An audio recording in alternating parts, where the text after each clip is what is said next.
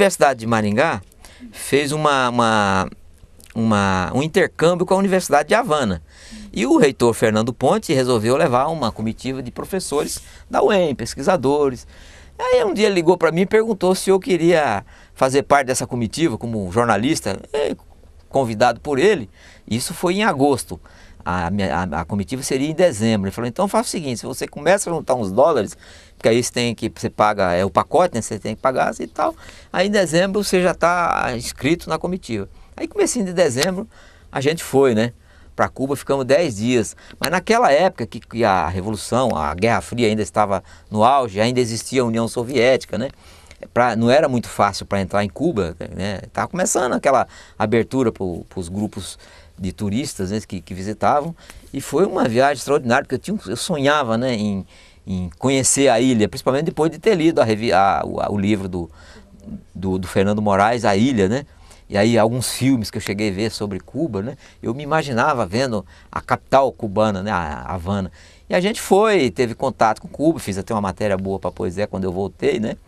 E aí, quer dizer, e na época eu fiquei encantado, por exemplo, com a saúde em Cuba. E na verdade essa foi a minha segunda experiência internacional, né? Que a primeira foi Porto Strois, né?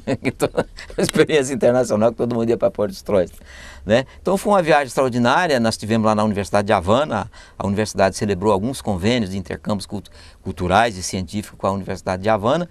E na verdade a gente acabou, o período foi bom, porque coincidiu com um momento histórico muito importante, que era a comemoração dos 29 anos da Revolução, né? Da Revolução Cubana, que foi em 59, quando os revolucionários desceram de Serra Maestra, né? E a gente visitou, inclusive, o local onde o Grama foi afundado, quando chegou em 57, afundado pelas tropas do Fulgêncio Batista. E dessa turma de 50 e poucos revolucionários, escaparam 12, né? Que foram os 12 que foram para a Serra Maestra e 2 anos depois fizeram a Revolução. Aí teve uma comemoração na Praça José Martí, e aí eu fui nessa comemoração. A gente chegou cedo, eu queria ficar lá na frente para ver o Fidel falando, né? E de repente, quando a gente olhou para trás, tinha aquele mar de gente, deu mais de 500 mil pessoas, né? Uma coisa assim extraordinária. E o Fidel fala pouco, né? Falava pouco. O discurso dele durou 5 horas e 20, né? E ele parou de falar porque começou a chover, todo mundo se molhar, e ele encerrou. E mesmo assim, de noite, na televisão, todo mundo assistindo os discursos. No dia que a gente viria embora, num sábado à noite, o pessoal organizou umas excursões para ir para a Praia de Varadeiro, uma das praias mais bonitas do mundo, e o outro que ia para Caio Largo, que era do outro lado da ilha. Eu queria ir para Caio Largo, a gente pagava $22, ia no Aeroflot, né, aquele avião da Segunda Guerra Mundial, avião russo. Mas aí quando chegou a noite, aí anunciaram que no sábado o Gorbachev ia estar em Havana, desfilando em carro aberto, anunciando o perdão da dívida que Cuba tinha com a União Soviética. Aí a maioria resolveu ir nesse roteiro turístico, né? E eu, mais uns 2 ou 3 professores da UEM, falei, eu não vou, eu prefiro não perder essa oportunidade histórica de ver o Gorbachev. Mas aí eu fiquei frustrado, porque à noite teve um terremoto na Armênia, e aí a televisão noticiou que o Gorbachev não iria mais, né? E aí não dava mais tempo, né, de ir para Varadeiro e Caio Largo. Aí acabamos indo para uma prainha, eu mais uns 2 ou 3 professores da UEM, nos arredores de Havana. E o interessante em Havana é que a gente ficou lá tomando os mojitos, e o cidadão que servia a gente lá ficava perguntando para a gente se conhecia Roberto Carlos. Roberto Carlos era praga, né? Você ouvia Roberto Carlos o dia inteiro, aquelas músicas antigas, o Calhambeque, um Garoto no Portão, o Cachorro Sorriu Lá, só essas músicas mais antigas, né? E aí eu acabei frustrando o cubano lá, porque ele falou, conhece o Roberto Carlos? E eu falei assim, conheço, e o Roberto Carlos é anticomunista, ele detesta essa ilha. E aí ele virou para mim, vou chegar em casa, quebrar todos os discos de Roberto Carlos. E aí eu falei, não, eu tô brincando, ele é simpático, aí não faça isso não, porque ele não quebrasse os discos dele, ia levar um baita prejuízo.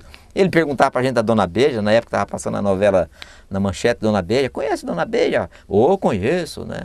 Conhece Araxá? Conheço. E a Dona Beija era grande estrela na Maitê Proença, né? Que passou um filme com a Maitê Proença no cinema lá perto do hotel que a gente estava. As filas eram quilométricas, né? Tinha sessões o dia inteiro, você não conseguia entrar para assistir o filme. Era com a Maitê e o Antônio Fagundes, só por causa da Maitê. E a novela era um grande sucesso, né?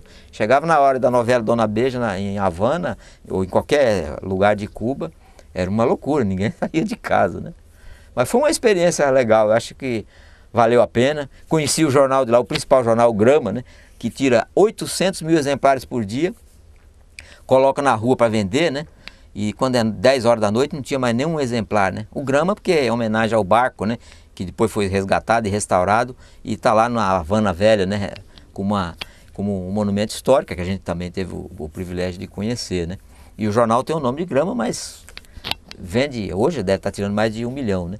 E aí consegui, na redação do jornal, periodista, cheguei lá, fui até bem recebido e consegui uma foto aérea que eu publiquei depois na Poesia, né?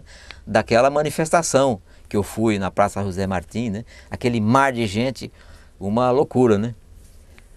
E, sabe, foi uma experiência maravilhosa.